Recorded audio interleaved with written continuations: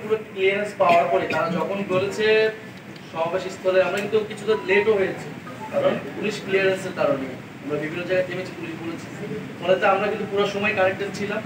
ফলে এটা তাদের দায়িত্ব ছিল, অবশ্যই সেক্ষেত্রে ব্যর্থতা রয়েছে। এবং সার্বিকভাবে তারা আমাদের নিরাপত্তা দিয়ে আবার সেনাবাহিনী পুলিশ আমাদেরকে সেখান থেকে বের করে দিতে পেরেছে, সেটার জন্য আমরা ধন্যবাদ জানাই। কিন্তু আমাদের গোপালগঞ্জ নিয়ে যদি পুলিশ প্রশাসন যদি প্রথম থেকে সতর্ক হতো, সচেতন হতো, তাহলে হয়তো এই দিন হতো না, দেখা লাগতো না। এবং তারা কিন্তু এই আওয়ামী লীগ এখন জঙ্গি সংগঠনের মতো কাজ করতেছে তাদের স্টাইলে।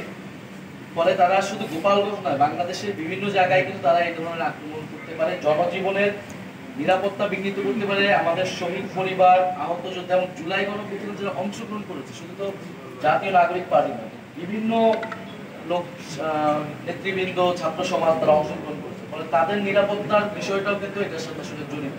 ফলে অবিলম্বেই যাদের নামে মামলা রয়েছে, যেহেতু এটা নিষিদ্ধ সংগঠন, কোনো অ্যাক্টিভিটি করার সুযোগ নেই এবং অধিকাংশ নেতাকর্মীর নামে মামলা রয়েছে, তাদের কিন্তু দ্রুত সময়ের মধ্যে গ্রেফতার